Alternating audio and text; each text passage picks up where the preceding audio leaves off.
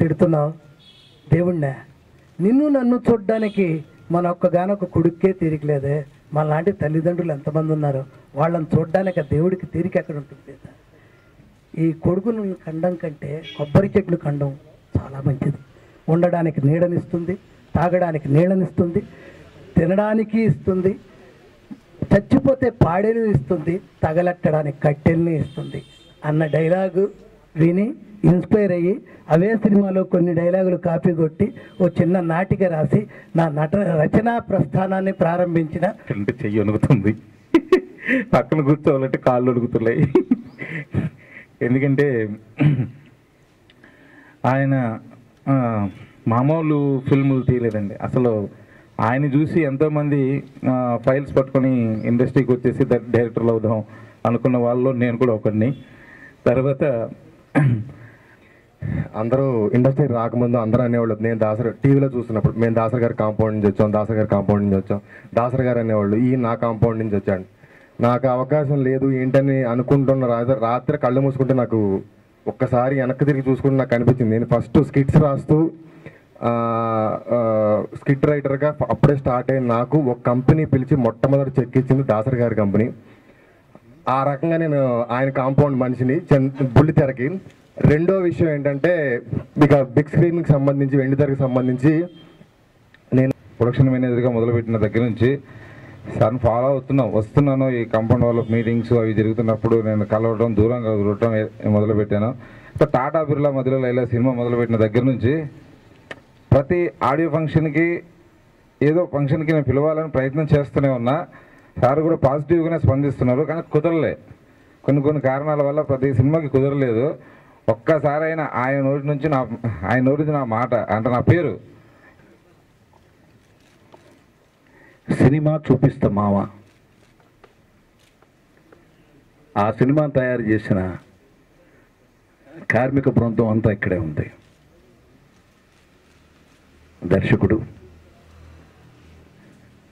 త్రినాథ్, నిర్మాత వేణుగోపాల్, అంజిరెడ్డి గారు, రాజశేఖర్ రెడ్డి గారు, తర్వాత రచయిత ప్రసన్న, అలాగే సాయి కృష్ణ.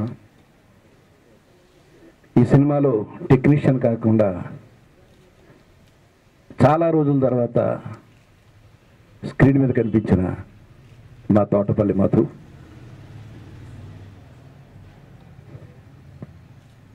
నాకు నిజంగా చాలా ఆనందంగా ఉండి మీ అందరితో షేర్ చేసుకుందామని ఇవాళ ఈ ప్రెస్ మీట్ పెట్టించింది.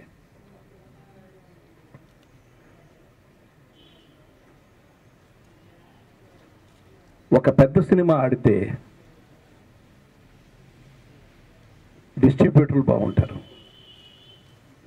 ఒక చిన్న సినిమా ఆడితే ఇండస్ట్రీ బాగుంటుంది. మనం చాలాసార్లు సినిమా మంచి సినిమా తీసాం ఆడలేదు అన్నప్పుడు ఒక్కొక్కసారి ఆడియన్స్ మీద ఎందుకు చూడలేదు వీళ్ళు అని బాధపడుతుంటాం. కానీ ఆడియన్స్ చాలా తెలివైన వాళ్ళు, చాలా గొప్పవాళ్ళు. వాళ్ళకి నువ్వు నేను మన తన అనే భేదం లేదు వాళ్ళకి. అందుకే సినిమా బాగుంటే చూస్తారు, బాగోకపోతే చూడరు.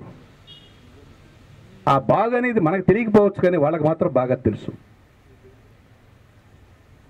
ఈ మధ్య చాలా హ్యాపీగా ఉన్నది ఏంటంటే 2 పెద్ద సినిమాలు హిట్ అయ్యాయి. బాహుబలి, శ్రీమంతుడు 2 సినిమాలు, ఒకటి మరీ పెద్ద బడ్జెట్టు, ఒకటి పెద్ద బడ్జెట్టు సినిమాలు హిట్ అయ్యాయి. అది ఒక ఎనర్జీ వచ్చింది ఇండస్ట్రీకి. సినిమా సక్సెస్ అయితేనే ఎనర్జీ వస్తుంది. జనరల్గా ఏం జరుగుతుందంటే ఒక పెద్ద హిట్ సినిమా వచ్చిన తర్వాత 5-6 నెలల దాకా సినిమా హిట్ రాదు. అది గతంలో జరిగిన అనుభవం, వెంటనే రావు.